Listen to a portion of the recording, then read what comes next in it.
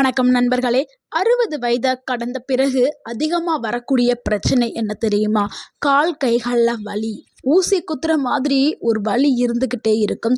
கால்கள் சரியாக நடக்காமல் தடுமாற்றம் ஏற்படும்.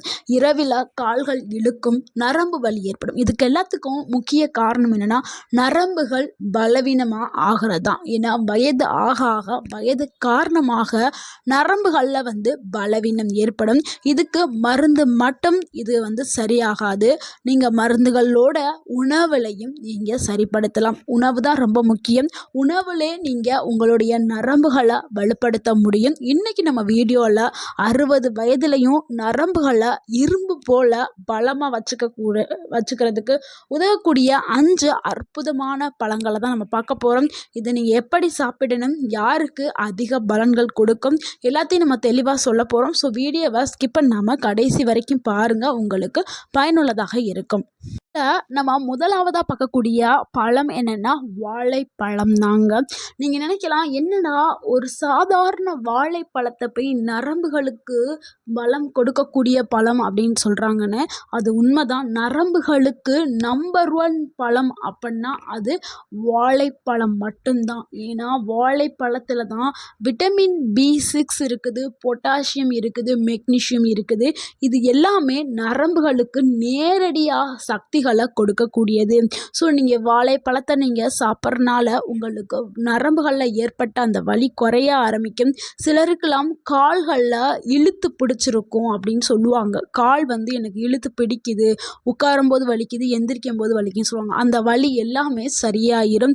சிலருக்கு மின்சாரம் பாயிற மாதிரியான ஒரு உணர்வு இருக்கும், சுருக்கு சுருக்குன்னு குத்துற மாதிரியான உணர்வு இருக்கும். இது எல்லாமே குறைய ஆரம்பிச்சிடும். அதே மாதிரி மன அழுத்தமும் குறைய ஆரம்பிச்சிடும். ஏன்னா இப்போ இருக்கக்கூடிய காலகட்டத்தில் வயதானவர்கள் நிறைய பேருக்கு மன அழுத்தம் அப்படிங்கிற ஒரு நோய் வந்திருக்குது. நோயின்னு சொல்ல முடியாது. ஏன்னா அவங்க வயதான காலத்தில் தனிமையில் இருப்பாங்க. ஸோ அவங்க கூட பேசி பழகிறதுக்கு ஆள் இல்லாமல், ஸோ அவங்க தனிமையில் இருக்க அது அவங்களுக்கு ஒரு மன அழுத்தத்தை ஏற்படுத்தி மனநோயாக மாறுது. ஸோ இது எல்லாத்தையுமே சரி பண்ணுறதுக்கு வாழைப்பழம் உதவி பண்ணுது. ஏன்னா அதில் பொட்டாசியம் இருக்குது. பொட்டாசியம் அவங்களுக்கு ஒரு நல்ல ஸ்ட்ரென்த்து, நரம்புகளுக்கு ஒரு நல்ல ஸ்ட்ரென்த்தை கொடுக்குது. ஸோ இதை எப்படி சாப்பிடணும், அதுதான் ரொம்ப முக்கியம். வாழைப்பழம் இருக்குது, நான் சாப்பிட்டேன், எனக்கு சரியாகலை அப்படின்னு நிறைய பேர் சொல்லுவாங்க. அதை சாப்பிட்ற முறைங்கிறது ரொம்ப முக்கியம். காலை உணவுக்கு பிறகு நீங்கள் ஒரு வாழைப்பழம் சாப்பிடணும். இரவு நேரங்களில் சாப்பிட வேண்டாம், ஏன்னா சளி பிடிக்கும். ஸோ சீனியர் சிட்டிசன், அதாவது வயதானவர்களுக்கு ஒரு சேஃபானது, பெஸ்ட்டானது அப்படின்னா அது வாழைப்பழம் தாங்க. நிறைய பேருக்கு ஒரு டவுட் இருக்கும், வாழைப்பழம் சொல்லிட்டாங்களே, எந்த வாழைப்பழத்தை சாப்பிட்றது அப்படின்னு. ஹைப்ரிட் இல்லாமல் நாட்டு வாழைப்பழம் எது இருக்குதோ அந்த பழத்தை சாப்பிட்றது மிகவும் சிறப்பு. அது இந்த நாட்டு வாழைப்பழம் சொல்லுவோம்ல, கற்பூரவள்ளி, பூவம்பழம், நேந்திரம்பழம், இது உங்களுக்குலாம் எது ஈஸியாக அவைலபிளாக இருக்குது, எது கிடைக்கிது நல்ல வாழைப்பழம், அந்த வாழைப்பழத்தை நீங்கள் சாப்பிட்றது ரொம்ப நல்லது.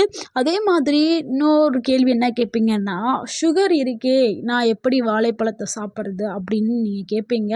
இதுக்கு சுகர் இருக்கிறவங்க அரை வாழைப்பழம் சாப்பிட்றது நல்லது. அதுக்கு மேலே சாப்பிட்டால் சுகர் அதிகரிக்கும். ஸோ நீங்கள் அரை வாழைப்பழம் சாப்பிடுங்க. அப்படியும் உங்களுக்கு பயமாக இருந்துச்சுன்னா உங்களுடைய டாக்டர்கிட்ட சின்னதாக ஒரு அட்வைஸ் கேட்டுக்கிறங்க. டாக்டர், இந்த மாதிரி நான் வாழைப்பழம் சாப்பிடலாமா, சாப்பிடக்கூடாதா அப்படின்னு கேட்டுட்டு சாப்பிட்றது ரொம்ப ரொம்ப நல்லது. அடுத்து நம்ம 2வதாக பார்க்கக்கூடிய ஒரு பழம் என்னென்னா மாம்பழம் தாங்க. மாம்பழம் அப்படின்னாவே நம்ம எல்லோரும் என்ன நினைப்போம், அது ஜூஸுக்காக நம்ம ஜூஸாக குடிப்போம், இல்லை அது சுவைக்காக மட்டும் சாப்பிடுவோம் அப்படின்னு நினைப்போம். ஆனால் அது கிடைக்காது. இது நரம்புகளுக்கு ஒரு டானிக்காக செயல்படுது மாம்பழம். ஸோ நரம்புகளுக்கு ஒரு சத்து அப்படின்னா அது மாம்பழம். ஏன்னா மாம்பழத்தில் என்ன இருக்குதுன்னா, விட்டமின் A இருக்குது, விட்டமின் B காம்ப்ளெக்ஸ் இருக்குது, ஆன்டி ஆக்சிடென்ட் இருக்குது. ஸோ இது நரம்புகளுக்கு என்ன செய்யுதுன்னா, நரம்பு செல்களை பாதுகாக்கிற வேலையை செய்யுது மாம்பழம். நரம்புகளை சேதம் இல்லாமல், அப்படி சேதம் ஆயிருந்த நரம்புகளை சரி செய்கிற வேலையும் செய்யுது. அதே மாதிரி நினைவாற்றலை அதிகரிக்கிறதுக்கு மாம்பழம் உதவி பண்ணுது. ஸோ 60 வயதுக்கு மேலே இருக்கக்கூடியவர்களுக்கு எல்லாருக்கும் என்ன ஆகும்னா, நினைவாற்றல் கம்மியாயிரும் வயசு காரணமாக. ஸோ இந்த மாம்பழத்தை சாப்பிடும்போது நினைவாற்றல் அதிகமாகும். இது எப்படி சாப்பிட்லாம்னா, நீங்கள் மதியான உணவுக்கு பிறகு அரை கப் மாம்பழம் மட்டும்தான் சாப்பிடணும். சர்க்கரை நோயாளிகள் அளவோடு சாப்பிடுங்கள். அதாவது உங்களுடைய டாக்டர்கிட்ட இல்லைன்னா அட்வைஸ் வாங்கிட்டு சாப்பிட்றது ரொம்ப அடுத்து நம்ம 3வதா பார்க்கக்கூடிய ஒரு பழம் என்னன்னா, அதுதாங்க நாவல் பழம். நாவல் பழம் வந்து நரம்பு பலவீனம், சர்க்கரை நோய் இருந்தா அவங்க கண்டிப்பாக சாப்பிட வேண்டும். ஏன்னா, நெறைய பேருக்கு 60 வயச கடந்தவங்க நெறைய பேருக்கு என்னன்னா 100ல 99% பேருக்கு வந்து சர்க்கரை நோய் கண்டிப்பா இருக்கும். 1% தான் இல்லாம இருக்கும். ஸோ சர்க்கரை நோய் இருக்கிறவங்க கண்டிப்பாக நாவல் பழத்தை கட்டாயம் சாப்பிட வேண்டும். ஏன்னா, அப்ப சுகர் இருக்கும் பொழுது அவங்களுக்கு நரம்பும் பலவீனமாக இருக்கும். ஸோ இந்த நாவல் பழத்தை அவங்க சாப்பிட்டா 2 நன்மைகள் வந்து கிடைக்க ஆரம்பிக்கும். ஸோ இதனால் உங்களுடைய பிளட் சுகர் வந்து கண்ட்ரோல் ஆகும். உங்களுடைய அந்த நரம்பு டேமேஜ் ஆனது, ரிப்பேர் ஆனது, இந்த ரிப்பேர் எல்லாத்தையும் இந்த நரம்பு செல்கள் எல்லாத்தையுமே ரிப்பேர் பண்ணுற வேலையை இந்த நாவல் பழம் செய்யுது. இதில் வந்து ஆன்டி இன்ஃப்ளமேட்டரி பவர் வந்து இந்த நாவல் பழத்தில் இருக்குது. ஸோ நீங்கள் இதை சாப்பிட்றதுனால டயாபெட்டிக் நியூரோபதி வந்து கண்டிப்பாக குறைய ஆரம்பிக்கும். காலடியில் வரக்கூடிய அந்த எரிச்சல் குறைய ஆரம்பிக்கும். நரம்பு வீக்கம் குறைய ஆரம்பிக்கும். இது சாப்பிட்ற முறையை நம்ம பார்த்துடலாம். இது சீசன் டைமில் நீங்கள் 5 இல்லைன்னா 6 நாவல் பழம் கூட நீங்கள் சாப்பிட்லாம். சீசன் இல்லாத டைமில் பழம் கிடைக்கிறது கஷ்டம். அதுக்கு பதிலாக நீங்கள் அந்த நாவல் விதையோடைய பவுட்ரை பண்ணி அந்த பவுட்ரை வந்து சாப்பிட்லாம். ஸோ அந்த நாவல் பழம் கொட்டை இருக்குல்ல, அந்த கொட்டையை வந்து வெயிலில் காய வச்சு அதுக்கப்புறம் நீங்கள் அரைச்சி அதை ஸ்டோர் பண்ணி நீங்கள் அதை கூட நீங்கள் பயன்படுத்தலாம். பழம் உங்களுக்கு எப்போவுமே உங்களுக்கு கிடைக்கும் அப்படின்னா நீங்கள் பழங்களை சாப்பிட்றது ரொம்ப நம்ம 4வதா பார்க்கக்கூடிய ஒரு பழம் என்னன்னா ஆப்பிள் தாங்க. ஒரு ஆப்பிளை நம்ம தினமும் சாப்பிட்டோம்னா மருத்துவரை பார்க்கவே வேண்டிய அவசியம் இல்லை அப்படிங்கிற ஒரு பழமொழி இருக்குது. அது உண்மைதான். ஏன்னா இது நரம்புகளையும் பாதுகாக்கிற வேலையை செய்யுது. இதில் இருக்கக்கூடிய குவார்சடைன், அப்புறம் ஃபைபர்ஸ், விட்டமின் சி, இது எல்லாமே நரம்புகளுக்கு நன்மைகளை கொடுக்கக்கூடியது. நரம்பு அலர்ஜியை குறைக்கிறதுக்கும் மூளை நரம்பு தொடர்பாக அந்த வலுவை அந்த என்ன சொல்கிறது நரம்பு சம்மந்தமான அந்த மண்டலத்தையே வலுப்படுத்துறது வேலையை ஆப்பிள் வந்து செய்யுது. வயதானாலும் நடுக்கம் வராமல் பாதுகாக்கிற வேலையை ஆப்பிள் செய்யுது. ஸோ வயதானவர்கள் வந்து ஸ்டெடியாக நடக்கணும் அப்படின்னா அதுக்கு முக்கியமாக நரம்புகள் வந்து ஸ்ட்ராங்காக இருக்கணும். நரம்புகள் ஸ்ட்ராங்காக இருக்கிறதுக்கு நீங்கள் ஆப்பிள் சாப்பிட்டால் போதும்.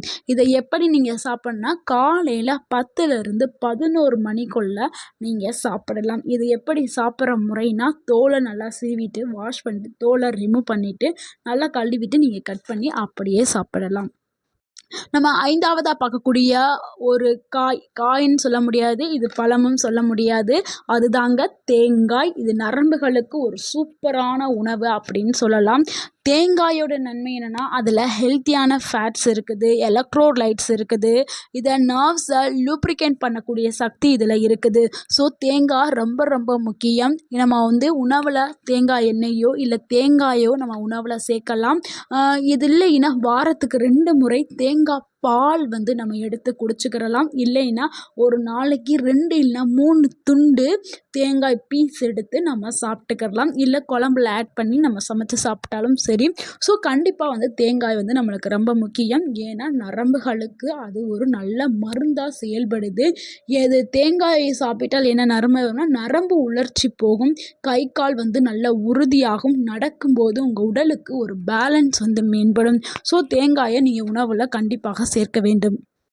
அடுத்து ஒரு சின்ன முக்கிய குறிப்புகளை பற்றி பார்க்கலாம். இந்த பழங்களை நீங்கள் சாப்பிடும்போது இது கூட சேர்த்து சாப்பிடக்கூடாத உணவுகளை தான் நம்ம பார்க்க போகிறோம். நம்ம பழங்கள் சொல்லியிருக்கோம். சில பேர் என்ன பண்ணுவாங்கன்னா பல்லு இருக்காது, ஸோ பழங்களை நம்ம சாப்பிட முடியாதுன்னு ஜூஸை அடித்து குடிப்பாங்க. ஸோ அந்த ஜூஸில் வந்து என்னென்னா சர்க்கரை சேர்க்கக்கூடாது. நீங்கள் உங்களுக்கு பனங்கற்கண்டு, பனம் வெல்லம், இல்லை வெள்ளைக்கட்டி அந்த மாதிரி கூட சேர்த்துக்கிறங்க. நாட்டு சர்க்கரை கூட சேர்த்துக்கிறங்க. அந்த ஒயிட் கலரில் இருக்குல்ல, இப்போ நம்ம படத்தில் பார்க்குற அந்த வெள்ளை சீனியை மட்டும் கண்டிப்பாக நீங்கள் தவிர்க்க வேண்டும். அதே மாதிரி பேக்கெட்டில் அடைக்கப்பட்ட ஜூஸ்னால் நீங்கள் குடிக்கக்கூடாது. ஸோ இதில் ஆப்பிள் சொல்லியிருக்காங்க, மாம்பழம் சொல்லியிருக்காங்க அப்படின்னு சொல்லிட்டு கடைகளில் போயிட்டு அந்த ஆப்பிள் மாம்பழம் ஜூஸ் ஆர்டிஃபிஷியலாக செஞ்சு வச்சுருப்பாங்களா பேக்கெட்டில் அடைச்சி, அதெல்லாம் நீங்கள் எடுக்கக்கூடாது. ஸோ இதெல்லாம் நீங்கள் எடுத்துக்கும் போது உங்கள் உடல் நலக்கு வந்து கேடு விளைவிக்கக்கூடும். ஸோ இதெல்லாம் நீங்கள் தவிர்க்கணும். அதே மாதிரி நீங்கள் ஃப்ரிட்ஜில் வச்ச எந்த உணவுகளையும் நீங்கள் எடுக்கிறத நீங்கள் சேர்க்கக்கூடாது. ஸோ இதெல்லாம் நீங்கள் தவிர்த்தீங்கன்னா உங்களுக்கு நல்ல ஒரு பலன் வந்து கிடைக்கும். அது கூடவே நீங்கள் டெய்லி வந்து சுடு தண்ணி வந்து குடிங்க. எல்லா நேரமும் குடிக்க வேண்டாம். சாப்பிட்டதுக்கு பிறகு ஒரு கிளாஸ் சுடு தண்ணியும் அது கூட லேசான வாக்கிங், லேசான நடை, இதை நீங்கள் இதை பின்பற்றிட்டு வந்தாவே உங்களுக்கு ஒரு நல்ல தூக்கம் கிடைக்கும். ஸோ இதனால் உங்களுக்கு மன அழுத்தமும் குறைய ஆரம்பிக்கும். தினமும் நீங்கள் ஏதாவது ஒரு பழத்தை நீங்கள் சாப்பிட்டாவே போதும், உங்கள் உடல் ஆரோக்கியம் மேம்படும். வாரத்தில் 5 நாளாவது நீங்கள் கண்டிப்பாக நடைப்பயிற்சி மேற்கொள்ளுங்க. 7 நாள் முடிஞ்சால் 7 நாளுமே டெய்லி மார்னிங்கோ இல்லை ஈவினிங்கோ வந்து நடைப்பயிற்சி செய்யுங்க. இல்லை எனக்கு டைம் இல்லை அப்படின்னாலும் அட்லீஸ்ட் 5 நாளாவது உடற்பயிற்சி செய்யுங்க. அடுத்து இதெல்லாம் பண்ணும் பொழுது ஆட்டோமேட்டிக்காக உங்களுடைய மன அழுத்தம் குறைய ஆரம்பிச்சிடும். நீங்கள் 60 வயசுலேயும் 20 வயசு போல் இருக்க ஆரம்பிப்பீங்க. ஸோ இது எல்லாமே ஃபாலோ பண்ணுங்கள்.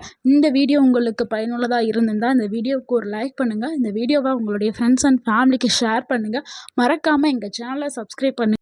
எங்களுக்கு சப்போர்ட் பண்ணுங்கள், கமெண்ட் பண்ணுங்கள். தேங்க்யூ ஃபார் வாட்சிங்.